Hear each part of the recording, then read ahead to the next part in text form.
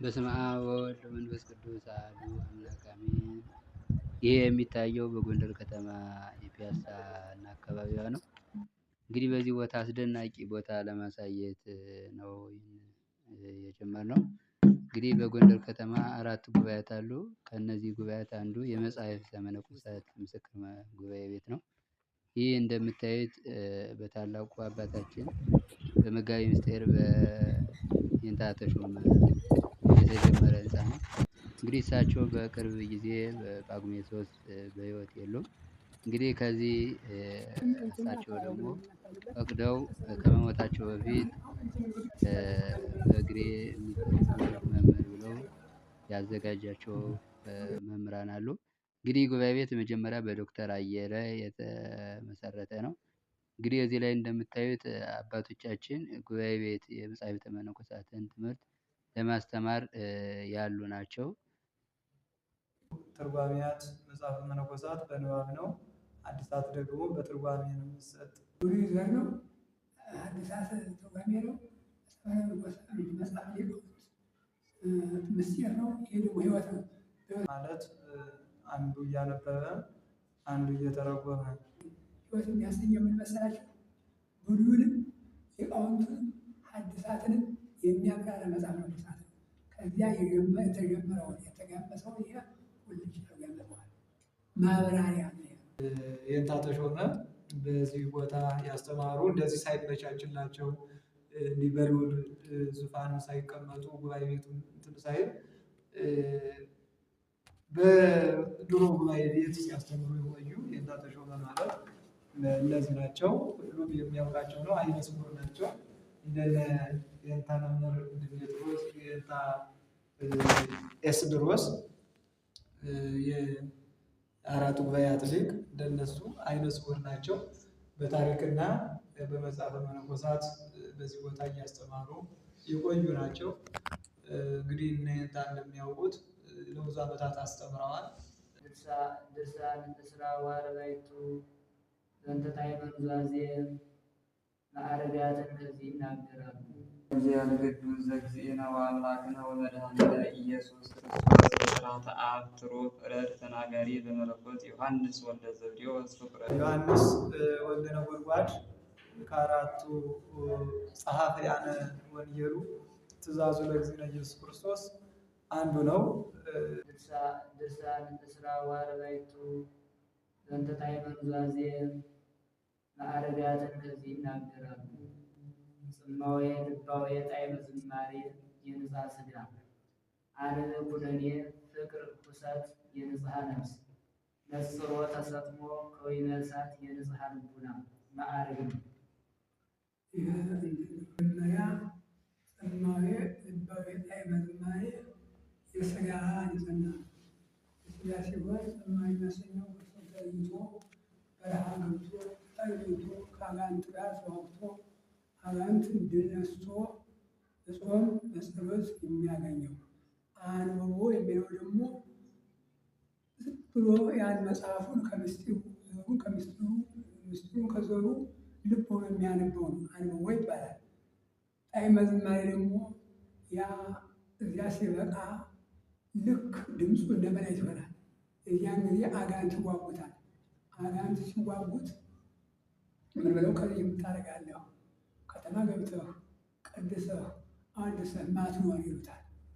ሲሉት ያን ጊዜ በቃ መዋጋት አለበት። ወይንም እነሱ ባይዙም ነገሥታት መኳንንት ሄደው ቀድሰህ አቆርበን አስተምረን ወደዛ ድገምልን ይሉታል። ያን ጊዜ ጠንክሮ ያለ እንደሆነ ምን ያህል ሶስቱ ሲያልፋቸው ምን ያሳየዋል?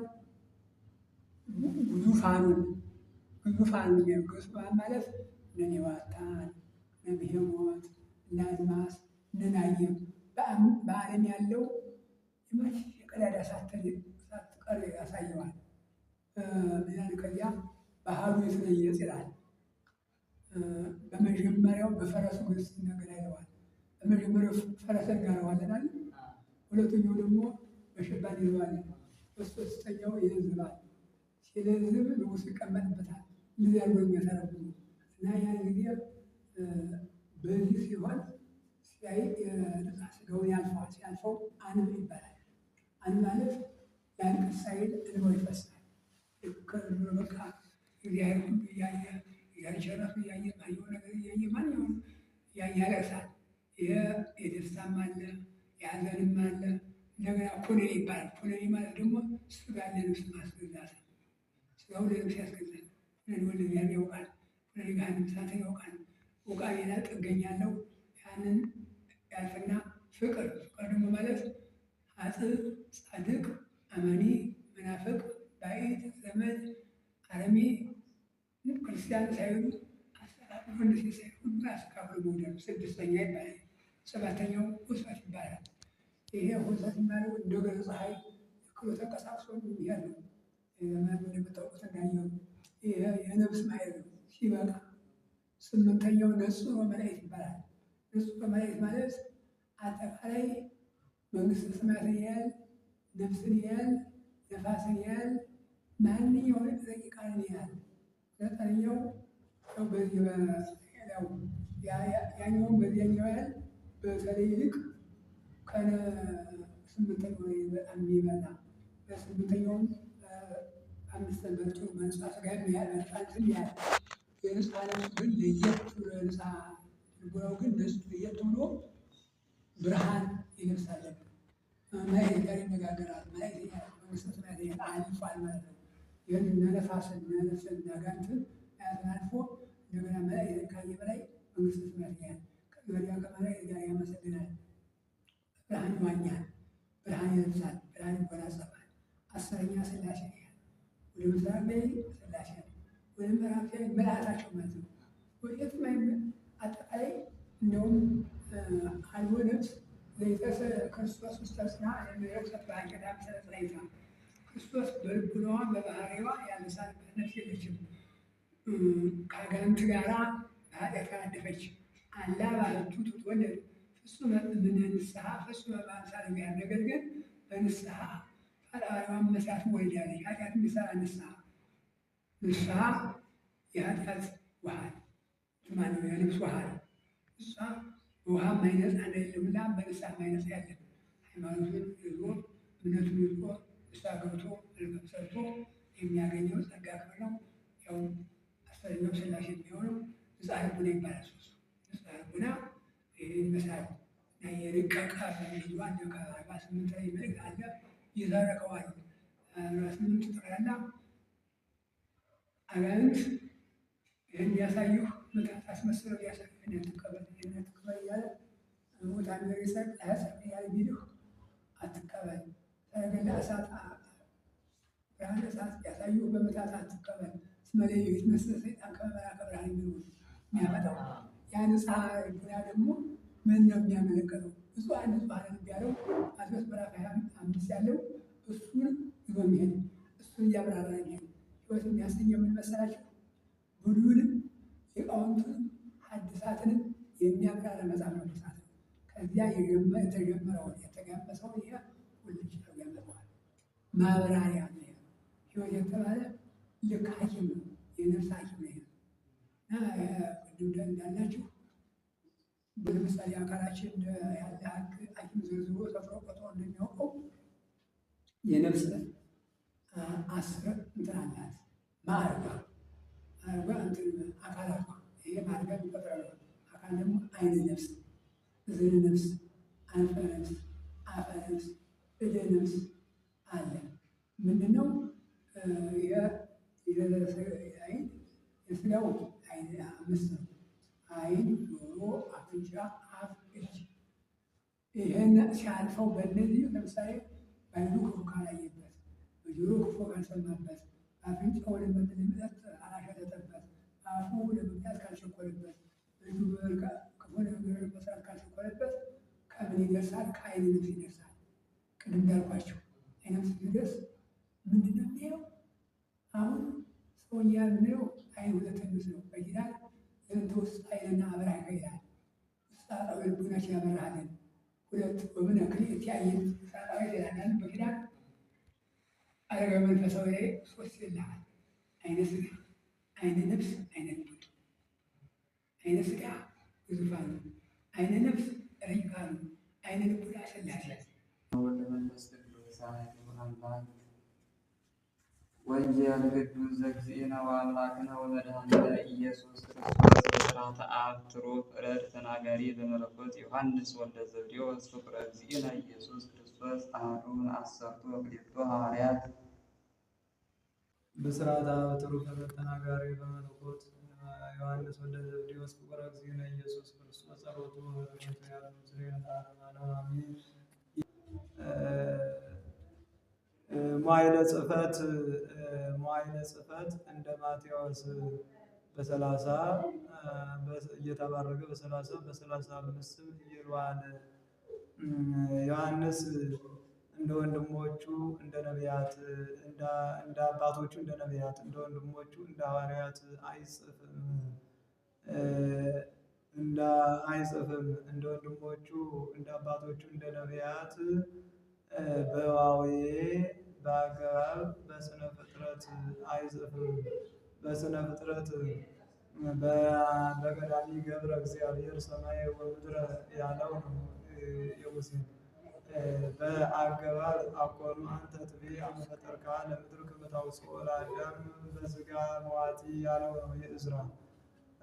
በዋዌ ወሀሎ አሐዱ ብእሲ በሀገረ አውሲጢድ ዘስሙ ኢዮብ ወሀሎ አሐዱ ብእሲ በውስተ መሴፋ ዘገለዓድ ዘስሙ ሕልቃና ያለው ነው። እንደ ወንድሞቹ እንደ ነቢያትስ አይሆን እንደ ወንድሞቹ እንደ ሐዋርያት ያለ መጽሐፉ እንደምን ነው ቢሉ እንደ ማቴዎስ ወልደ ዳዊት ወልደ አብርሃም ብሎ ጽፎ ቢሆን ከአብርሃም ብዙ ነገስታት ይወለዳሉና የእነርሱ ይብቃው ብለው ወንጌልን ከመቀበል ቸል ይላሉና፣ እንደ ማርቆስ ወልደ አንተ ብሎ ቢጽፍ እስራኤል ወልደ ዘበኩሬ ተብለዋል። የእነርሱ ይብቃ ባሉ ነበር። እንደ ሉቃስ በሕቱም ድንግልና ተጸንሶ በሕቱም ድንግልና እንደ መወለዱን ወናሁ ድንግል ተጸንሶ ተወልድ ወልደ መንፈስ ቅዱስ ይመጽእ ለኪ ዋይለዱ ይጼልለኪ ብሎ ጽፎ ቢሆን አዳም ከሕቱም ምድር ተገኝቷል። የእርሱ ሔዋንም ከሕቱም አዝመገቦ አዳም ተገኝታለች። የእነርሱ ይብቃ ባሉት ነበርና መስተቃርን የሌለበት ደረቅ ቃልን ቀዳሚው ቃል ውእቱ ወውእቱ ቃል እግዚአብሔር ውእቱ ብሎ ይጽፋል። ብስራተ አብ አለ በትምህርት ይወልደናልና በትምህርት ይወልደ እስማነ ወለድኩክሙ በትምህርተ ክርስቶስ እንዳለ ቅዱስ ጳውሎስ። ትሩፍ አለ ፍጹም ሲል ነው። በክብርም በግብርም ፍጹም ከፍጹምነት የደረሰ እንደ እርሱ ያለ እንደ ዮሐንስ ወልደ ነጎድጓድ ያለ የለምና።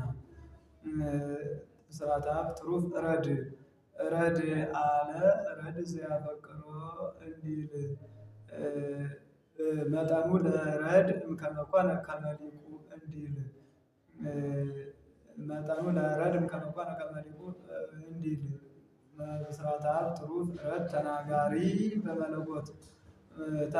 በመለኮት በግዕዝ ቦታ የገባ ነው። መለኮት ሲል ነው። ቀስተ ዮናታን የተቀባት በደም ዘእንበለ የተቀባት በቅብ ዘእንበለ በደም ኃያላን ኦሪት ወነቢያት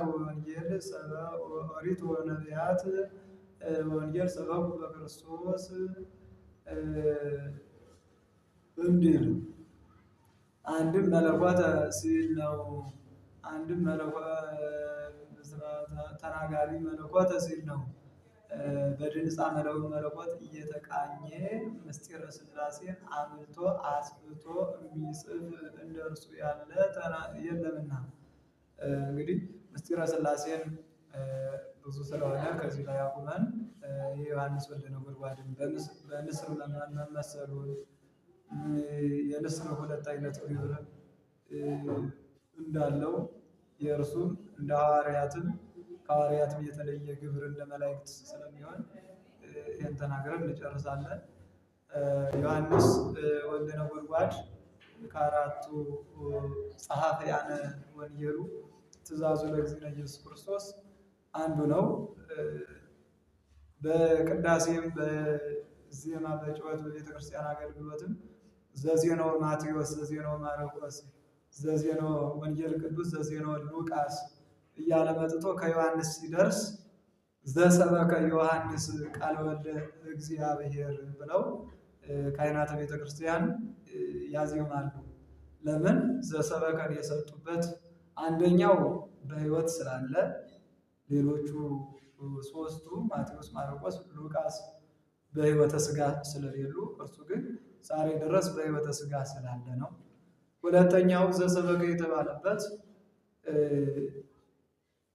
የተለየ ግብር ልክ እንደ ወንድሞቹ እንደ ሐዋርያት እንደ አባቶቹ እንደ ነቢያት ወንጌልን እንዳልጻፈው ሁሉ ቀዳሚው ቃል ብሎ በምስጢረ ሥላሴ በቅድምናው ያ ቃል እያለ እያተተ እንደጀመረው ሁሉ እንዲሁም ዘሰበከ የሚለውን ልዩ አንቀጽ ሰጥተው ዘሰበከ ዮሐንስ ቃለ ወልደ እግዚአብሔር ይላሉ።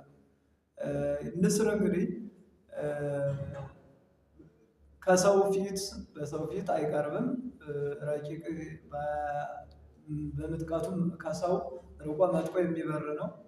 በቦታም ደግሞ ልዑል ከሆነ አርዘ ሊባኖስ ከዘግባ ላይ ቤቱን ሰርቶ የሚኖር ነው። የመታደስም ጸጋ ያለው ነው።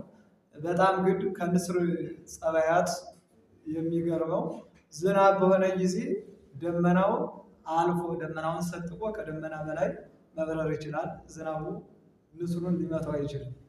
ይሄም ዝናብ በዚህ ዓለም ሲዘንብ ሁሉን ዝናቡ በሁሉ ላይ ሲወርድ ከንስሩ ላይ እንደማይወርደው ሁሉ ሞትም በሁሉ ላይ በደቀ መዛሙርቱ በሐዋርያት በተነሳው በአልዓዛርም እንኳን ሳይቀር ከ40 ዓመት በደሴተ ቆጵሮስ ኤጲስቆጶስ ሆኖ ከቆየ በኋላ ሁለተኛ ደግሞ ሞት እንዳገኘው ሁሉ በጌታችን ነው እንጂ ዳግም ሞት የሌለበት በሌሎቹ ከእመቤታችንና ከጌታችን ውጭ ቢነሱ ዳግም ሞት አለባቸው ለታምራት ስለሆነ።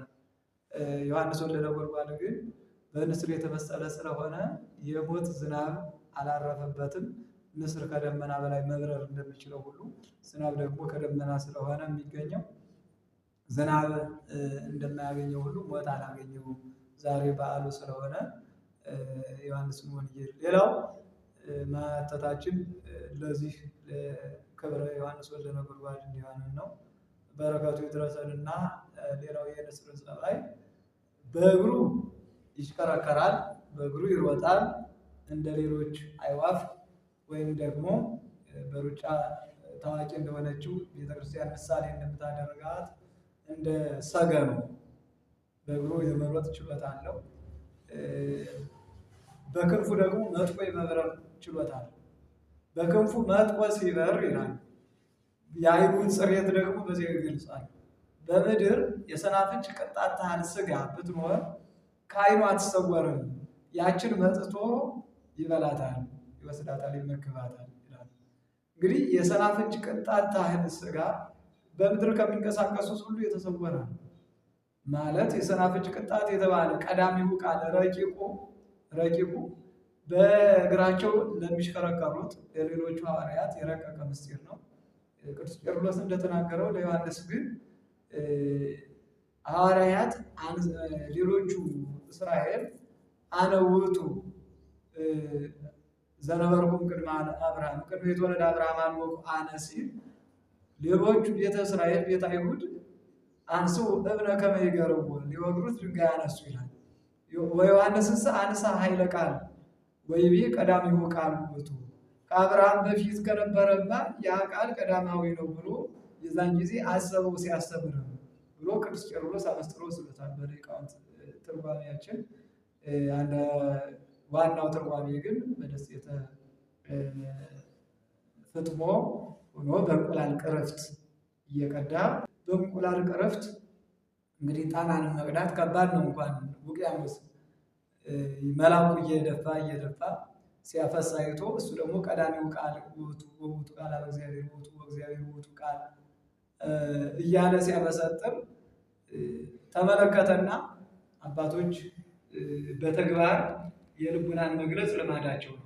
በትርጓሜ ማለት የወራውን እየነቀለ ለስላሳውን ቅጠል ደግሞ እየተንከባከበ አንድ ፈላስፋ አሳየ ብለው ያመሰጥሩት። የወራው የአባቱ ቤተሰቦች፣ አዲሱ ደግሞ የራሱ ቤተሰቦች፣ እነዛን ትተን እነዚህን ይዘን ኑር ሲል ነው ብሎ እንደ ቅዱስ በአርምሞ የሚኖር ፈላስፋ ነው። ያዩት ደቀ መዛሙርት የታብሏል፣ ድውያንን ይፈውሳል፣ ሙታንን ያስነሳል። ምን እንንገራቸው ለላኩን ባሉት ጊዜ ያያችሁትን ተናገሩ ብሎ የሚልክበት አጋጣሚ አለ። ዮሐንስ ወልደ ነጎድጓድ አይቶ እንዴት ይህን ውቅያኖስን በእንቁላል ቅርፍት እየቀዳ ታፈሳለህ ሲለው ይሄ እኮ ፍጡር ነው፣ ምን ችግር አለዋል? ከዚህ የበለጠ ሌላም የሚያደርጓል ብሎ እሱን ነካ። ይህ ፍጡር ነው ሲለው ከፈጣሪ የገባ የኔ ልቡና ነው ብሎ ራሱን ገመገበና ቀዳሚው ቃልን ወቦቱ ቃል ሥጋ ኮነ እስከሚለው ድረስ ከመሄድ በፊት ወቦቱ ሁሉ ኮነ ብሎ ሁሉም በእርሱ ሆነ የሚለውን ዮሐንስ ወንጌል ምዕራፍ 1 ቁጥር 3 ይጽፋል። ዋናው ግን በቀዳሚው ቃል ያልተረታ መናፍቃን የለም። በቀዳሚው ቃል ያልተረታ መናፍቃን የለም። ምክንያቱም ከንስር ዓይን ብቻ የሚገባ ምስጢር ስለሆነ ሌሎቹ የእንታን መጽሐፈ መነኮሳትን በሕይወቱ የኖረ ሐዋርያ ተቀምጦ አየው። ከእንግዲህ በኋላ ከዚች ወንበር እኔ አልቀመጥም ብሎ ያችን ወንበር ለጌታችን ለኢየሱስ ክርስቶስ ሰጥቶ እሱ አነስ ካለች ወንበር ይቀመጥ ነበር። በጉባኤ ቤት አንዳንድ ወንበር ይቀመጣል። ለአባቶቻችን መታሰቢያ ነው። ሌላው ደግሞ የመንፈስ ቅዱስ ቦታ ስለሆነ እና ዮሐንስ በሰናፍጭ ቅንጣት የምታንስ ሥጋ እንደተመገበው ቀዳሚው ቃልን ማመስጠሩ፣ ቀዳሚው ቃልን መመገቡ እሱ ባይናገረው እኒያ ሁሉ መናፍቃንና አርዮስ አያመሰጥሩትም ነበር። በመካከላችን ክፍት ወንበር ስላለ ዮሐንስ ወልደ ነጎድጓድ እንደተቀመጠ አድርገን ነው አሁን አይምሯችንን ማሰብ ያለብን። የእንታ ተሾመ በዚህ ቦታ ያስተማሩ እንደዚህ ሳይመቻችላቸው ሊበሉን ዙፋን ሳይቀመጡ ጉባኤ ቤቱን እንትን ሳይል በድሮ ጉባኤ ቤት ሲያስተምሩ የቆዩ የእንታ ተሾመ ማለት እነዚህ ናቸው። ሁሉም የሚያውቃቸው ነው። ዓይነ ስውር ናቸው። እንደነ የእንታ መምህር ድሜጥሮስ፣ የእንታ ኤስድሮስ የአራቱ ጉባኤያት ሊቅ እንደነሱ ዓይነ ስውር ናቸው። በታሪክና በመጽሐፈ መነኮሳት በዚህ ቦታ እያስተማሩ የቆዩ ናቸው። እንግዲህ እነንታ እንደሚያውቁት ለብዙ ዓመታት አስተምረዋል። ዋናው የዮሐንስን ልጨርስና ዮሐንስ ንስር ልጆቹን ሲያሳድግ ተንከባክቦ ነው። አንደኛ ማደሪያቸውን ከንስር ማደሪያ አንጻር የኛ ማደሪያ እንዲታይልን ንስር ማደሪያውን ልዑል ከሆነ ቦታ ይሰራል። በታች እሾህ ነው የሚደለድለው፣ በላይ ደግሞ የበግ ፀጉር የተለያየ ጥጥ ይደለድለዋል። ከዚያ ላይ ልጆቹን ፈልፍሎ ወአዘሮሙ በክነፊሁ ወጾሮሙ በእንግዳሁ ከመ ንስር ዘያሐዝር በክነፊሁ ብሎ ንስር ለልጆቹ ርኅሩህና ጥበበኛ አሳዳጊ እንደሆነ በኦሪት ዘዳግም የተጠቀሰ ነው። እንዲሁም ጌታችንም ራሱን ከንስር አሳንሶ ዕለት ዕለት በምትሰዋው በዶሮ ኢየሩሳሌም ኢየሩሳሌም እንተ ትቀትልዮሙ ለነቢያት ወትወግርዮሙ ለሐዋርያት ሚመጠነ ፈቀድኩ አስተጋብኦሙ ለደቂቅኪ ከመ እንተ ታስተጋብእ ዶርሆ ወሊሃ ታሕተ ክነፊሃ፣ ዶሮ ጫጩቶቿን በክንፎቿ እንደምትሰበስብ ብሎ በጫጩት ደቀ መዛሙርትን አንድም በጫጩት ቤተ እስራኤልን በዶሮ ራሱን መስሏልና አሁን የምመስለው በንስር ዮሐንስ ወልደ ነጎድጓድን በልጆቹ ደግሞ በንስር ልጆች እኛን መስዬ ነው የምናገረውና የመጨረሻ ቃል ማስተላልፈው ንስር እንዲህ አድርጎ ልጆቹን ካስቀመጠ በኋላ መብረርን ያለማምዳቸዋል ይላል። በክንፉ አዝሎ ሲቀመጥ ወአዘሮሙ ወአቀቦሙ ወጾሮሙ በእንግዳሁ እንዳለው በክንፉ በደረቱ ያቅፋቸዋል። ሲበር በክንፉ አዝሎ ወደ ልዕልና ወደ ህዋው ይወጣና መብረር የሚለማመደውን የንስር ግልገል የንስር ጫጩት ይተወዋል። ያ የንስር ጫጩት ክንፎቹን እየዘረጋ አባቱን ተስፋ አድርጎ መብረር ይለማመዳል። አባቱ ዝቅ ብሎ ይበራል። ያንስ የንስር ጫጩት ደክሞ ሊወድቅ ባለ ጊዜ በክንፉ ይሸከመዋል። እንደዚሁም ዮሐንስ ወልደ ነጎድጓድ ቅድምናውን ቀዳሚው ቃል ብሎ ከፍ ያደርጋል ደቀ መዛሙርትን። አልችሉት ሲሉ ደግሞ ወውቱ ቃል ሥጋ ሆነ እንዳለው ውስተ ዚአሁ መጽአ ወሊያ ውስተ ይተወክፍዎ ወለለሰ ተወክፍዎ አቡነ ስልጣነ ወልደ እግዚአብሔር ይኩኑ ለላሙ በስሙ እያለ የእግዚአብሔር ልጆች እንደሆን ስለ ምድራዊ ነገር ስለኛ ሰማያዊ የመሆናችንን ምስጢር ይናገራል። ከፍ ብሎ እምቅድመ ይትወለድ አብርሃም አልቦ ቋነ ይላል። እምቅድመ ይትወለድ አብርሃም አልቦ ቋነ ይላል። ከዚያም ደግሞ የአብርሃም ልጅ እንደሆነ ዝቅ ይላል፣ ደግሞ ያወርዳል። ለምን ወልደ እጓለ እመሕያው ይመጽአ ከመ ይትላክዎ ዘእንበለ ዳይሙ ከመ ይትላክ ሊላክ ነው እንጂ ሊላላኩት አልመጣም የሰው ልጅ እያለ ሊሞት እንደመጣም ስለሚገልጽ ከፍ ብሎ አነ ወአብ አሐዱ ንሕነ ይላል። ከፍ ብሎ እንደማብረር እንዲህ አድርጎ ያሳያል ለተመልካች አይሉ። ዝቅ ብሎ ደግሞ አብ ያብየኒ ይላል። አብ ያብየኒ አነ ውእቱ ብርሃኑ ለዓለም አለ። በደረቅ ግንባር ዓይንን አብርቶ አሳየ ይላል። እውነተኛነቱን አማናዊ ደቀ መዝሙርነቱን እና አማናዊ መምህር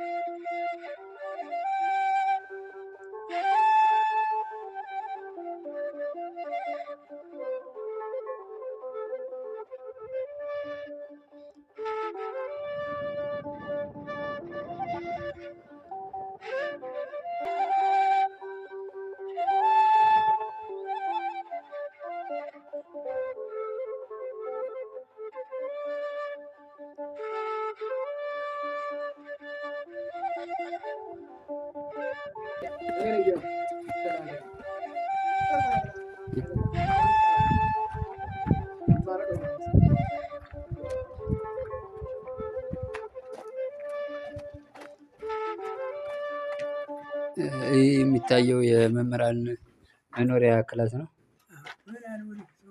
ለወደፊት የሚሰራ ቢያልቅ የተማሪ መኖሪያ ማለት ነው።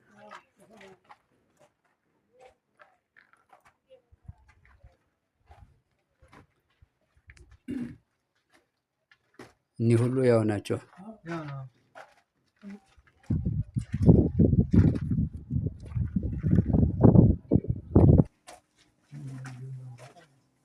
ማብሰያ እንጨት ቤት ታችኛው ሆኖ በዚህ ምንም